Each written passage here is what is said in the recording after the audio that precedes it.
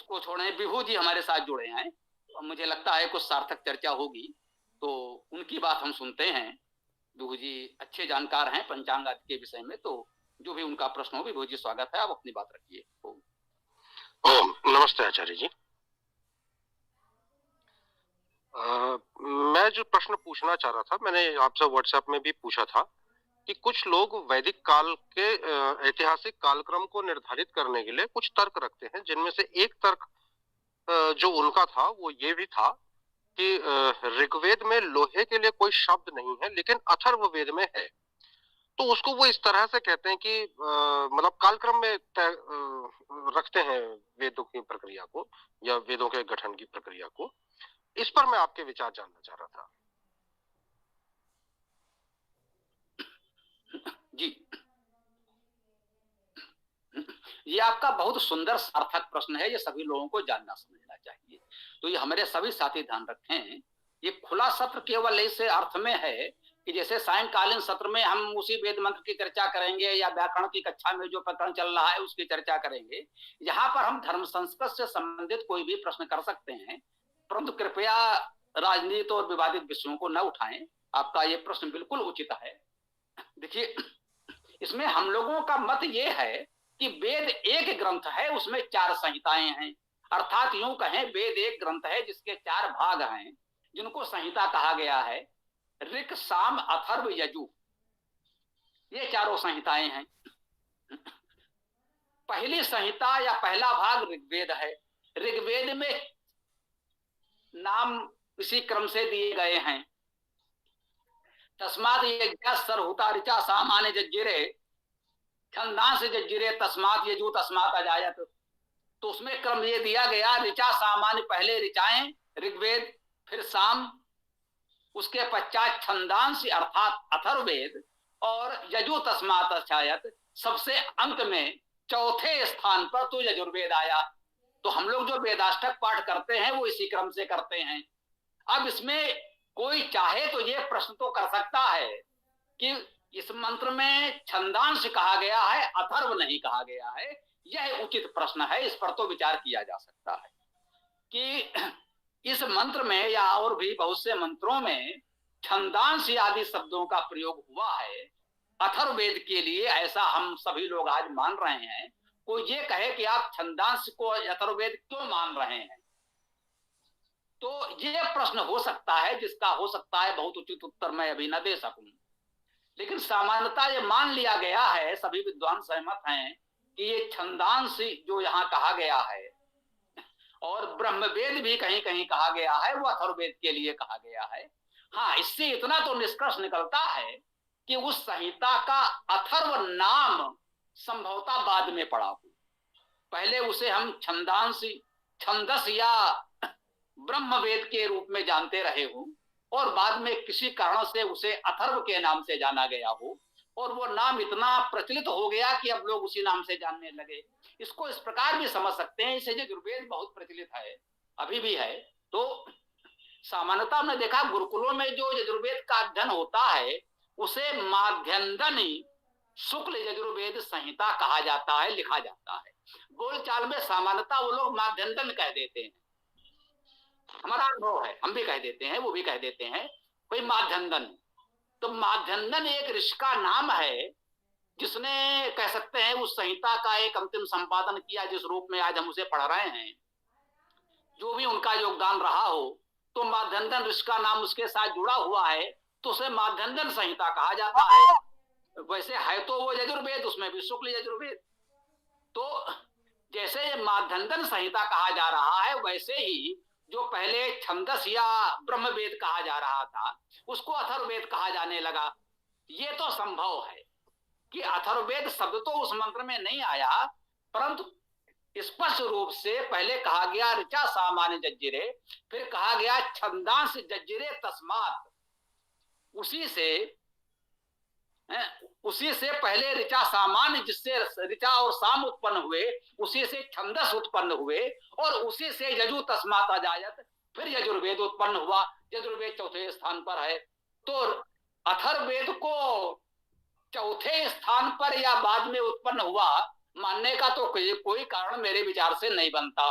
अब रह गई बात किसी जानकारी, किसी शब्द के आने की, तो ये तो बहुत ही हास्यास्पद होगा कि किसी पुस्तक के 4 भाग हैं या रामायण में 7 कांड हैं, कोई कहे कि लंका कांड में, युद्ध कांड में या उत्तर कांड में ये बात आई है जो बाल कांड में नहीं आई, तो ये बाद में लिखा गया होगा। ये तो तर्क उचित नहीं है कि भाई अयोध्या कांड में ये बात आई है या किष्किंधा कांड में, सुंदर कांड में ये बात आई है जो बाल कांड में तो नहीं आई है, आएगी भी नहीं, आने भी नहीं चाहिए। तो भाई चलते गए, जो भी नया वस्तु आदि की जहां भी जो चर्चा हो सकी वो की गई। साबिस पक्षी या वस्तु का उल्लेख यहां पर है, वहां नहीं है।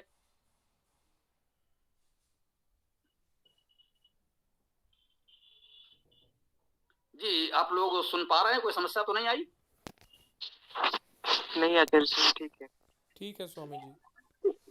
उठाने लगा था। स्पष्ट आपकी आवाज भी साफ आई, बीच में कोई व्यवधान भी नहीं आया। जी जी, ये भी हमारे इसमें कुछ दिखने लगा था, तो ठीक है। तो है ना, आपका ये था कि भाई अथर्ववेद में मान लीजिए कोई शब्द ऐसा आया है जो लोहे का अर्थ दे रहा हो और ऋग्वेद या अन्य किसी 3 वेदों में नहीं आया है।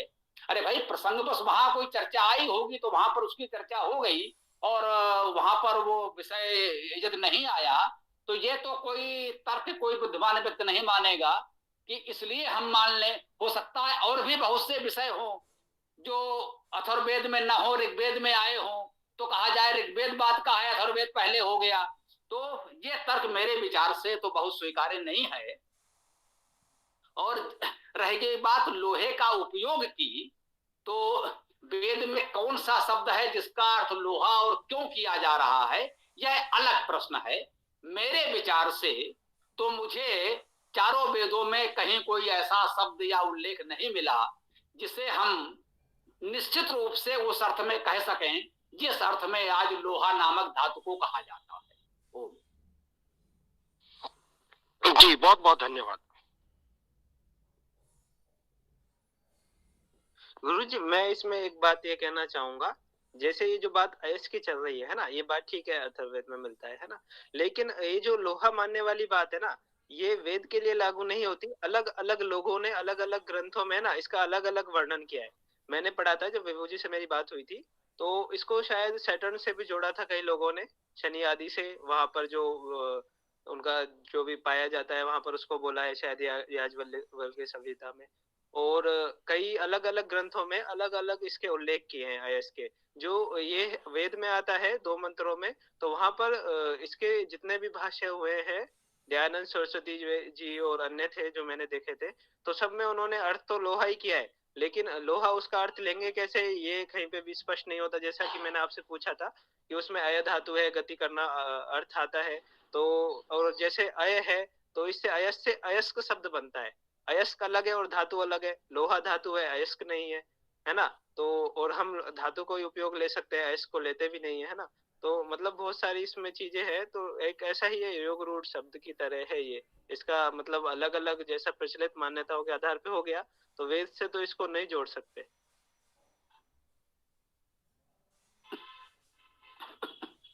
बहुत सुंदर पुलकित जी, हमें आप लोगों से यही अपेक्षा है कि हमारे ये युवा साथी इसी प्रकार से गंभीरता से अध्ययन विवेचन करें, तो मुझे लगता है हमारा परिश्रम सार्थक है। विभू जी कुछ कहना चाह रहे हैं, स्वागत है, बोलिए। हाँ विभू जी, एक थोड़ा विस्मृत हो जाए, मैं आपसे निवेदन करना चाह रहा हूँ कि क्या इस पंचांग को लेकर आप कोई एक लघु पाठ्यक्रम बनाकर दे सकते हैं जो हम लोगों को पढ़ा सकें, उसमें आपका भी सहयोग हो, उनको प्रमाण पत्र दिया जा सके। जैसे कानपुर विश्वविद्यालय में एक वेद शोधपीठ की स्थापना हो रही है, हो गई है मान लीजिए आप, वो संदेश भी वेदायन आदि में डॉक्टर उमेश पालीवाल जी ने दे दिया है कि उसके वेद शोधपीठ की स्थापना कानपुर विश्वविद्यालय कर रहा है। तो उसके अंतर्गत हम लोग वेद, व्याकरण, है ना, पंचांग और ये जो विविध विज्ञान प्राचीन ग्रंथों में है जिस पर पुलकित जी कार्य कर रहे हैं, और वैदिक इतिहास, इन 5 विषयों को ले रहे हैं।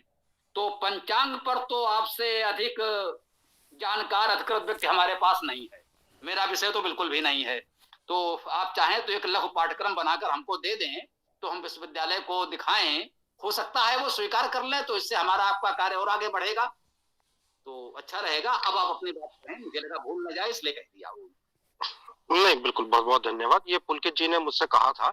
तो एक्चुअली अभी हमारे 2 व्हाट्सएप समूह चलते हैं। एक पहले चलता था, एक आजकल जो चल रहा है वो वैदिक ज्योतिष पाठ्यक्रम ही है, जिसमें आचार्य दार्शनीय लोकेश जी प्रति सप्ताह एक पाठ डालते हैं और उसमें लगभग 60 पाठ हैं। तो उनका एक संकलन करके एक पुस्तिका के रूप में प्रकाशित करने का विचार है, क्योंकि आज रोजड़ में भी आदरणीय मुनि सत्यजीत जी ने भी निवेदन करा था, तो एक पुस्तक प्रकाशित करने का विचार है। लेकिन इस समय थोड़ा हम पंचांग के कार्य में ही लगे हुए हैं और ये हमारा जनवरी-फरवरी तक समाप्त हो जाएगा। पंचांग प्रकाशित होकर फिर वितरण हो जाएगा, तो उसके बाद फिर पाठ्य पुस्तक के क्रम में लगेंगे और अगले वर्ष इस पाठ्य पुस्तिका को जरूर प्रकाशित करेंगे। जी, बहुत सुंदर। और ये आप चाहें तो इतना कर सकते हैं कि जो भी सामग्री है व्हाट्सएप पर आपने दी है, तो हम लोग पूरा संकलित नहीं कर पाए हैं, इसको एक साथ आप व्यक्तिगत रूप से हमको भेज दें, तो शेष कार्य हम लोग आगे बढ़ा लेंगे। जो जहां है जैसा है उनको हम कुलपति जी को फॉरवर्ड कर देंगे, लो भैया इसको देखो, पढ़ो, समझो और करो। ये तो हो ही सकता है। वो संकलन मेरे पास है, वो मैं भेज दूंगा। लेकिन सिर्फ इतना है कि वो ना पाठ्यक्रम के रूप में क्रमिक रूप से नहीं है। व्हाट्सएप ग्रुप में जैसा जैसा विषय आया वैसे वैसे पाठ आते रहे, तो क्रमिक रूप से नहीं है। बाद बाकी वो है, पूरा संकलन है मेरे पास, मैं समूह में प्रेषित कर दूंगा। पीडीएफ फाइल है और मेरे ख्याल में 60 पाठ है उसमें। हाँ, वो पीडीएफ आप हमको दे दीजिए पर्सनली। और जी मैं बिल्कुल भेज दूंगा। कर दूं, नहीं कहना चाहिए कि डॉक्टर उमेश पालीवाल जी हमारे संरक्षक हैं। पालीवाल प्रकाशन, हमारा जो भी प्रकाशन है सब उन्हीं के सहयोग से हो रहा है, और वही इस वेदपीठ के प्रमुख कर्ता धर्ता है, ये भी जान लीजिए। तो इतना तो बनता है कि आपका पंचांग उनको ससम्मान भेज दिया जाए। उसका शुल्क बहुत अधिक नहीं है, वो कोई समस्या नहीं है, लेकिन जैसे बहुतों को आप भेजते हैं, हमें जानकारी है, तो मुझे लगता है कि इतना किया जा सकता है, ये दूसरे समझें। उनका एड्रेस मिल जाएगा तो भेज देंगे, वो हमारी सभी पुस्तकों में है। ठीक है, मैं वहां से लेकर के उन्हें भेज दूंगा। हम दे देंगे, वो कोई समस्या नहीं है, वो आपको दे ही देंगे। एक बात मैंने कहा, पालीवाल प्रकाशन, पालीवाल भवन ही है, बड़नगर कानपुर, जो भी, वो दे देंगे हम आपको। तो इतना कर दीजिएगा, हो जाएगा, अच्छा रहेगा। तो अब आप जो कहना चाह रहे हैं बात रखिए। मैं पुलकित जी की बात पर कहना चाह रहा था, उनकी बात बिल्कुल सही है, मेरी समझ भी यही है। ये प्रश्न सिर्फ इसी उसमें उठाया था क्योंकि कुछ चर्चाएं मैं सुन रहा था जिनमें वैदिक कालक्रम को निर्धारित करने की बात हो रही थी कि वेद कितने पुराने हैं, कितने वर्ष पुराने हैं, तो उसमें ऐसे ऐसे विचार आते रहते हैं। तो जिन चीजों के बारे में शंका होती है वो मैं पूछ लेता हूँ और स्पष्टीकरण हो जाता है, तो उनको जवाब देना तो जब मौका मिलेगा तब जवाब दे देंगे, लेकिन खुद में अगर स्पष्टीकृत रहे व्यक्ति तो अच्छा रहता है। भाई इसीलिए मैंने ये प्रश्न रखा था।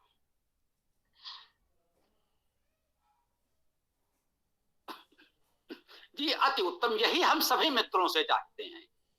ये इसीलिए तो हमने ये रखा है साप्ताहिक सत्र, तो सब लोग जुड़े और जो भी प्रश्न हो धर्म संस्कृत से संबंधित खुलकर करें। बस इतना ही रखें कि इसे हम दलगत राजनीति या विवादों का अखाड़ा न बनाएं, उससे अनावश्यक हमारा समय और ऊर्जा नष्ट होगा। जिसे आपने बहुत उत्तम प्रश्न रखा, और ऐसे प्रश्नों पर हम लोग निरंतर चर्चा करते रहें। आप हमारे साथ जुड़े रहें और चर्चा करते रहें। अन्य हमारे किसी साथी का जो भी प्रश्न हो, धर्म संसद से संबंधित कोई भी प्रश्न कर सकते हैं। वैसे अब पर्याप्त समय हो गया है, फिर भी हम कोई प्रश्न नहीं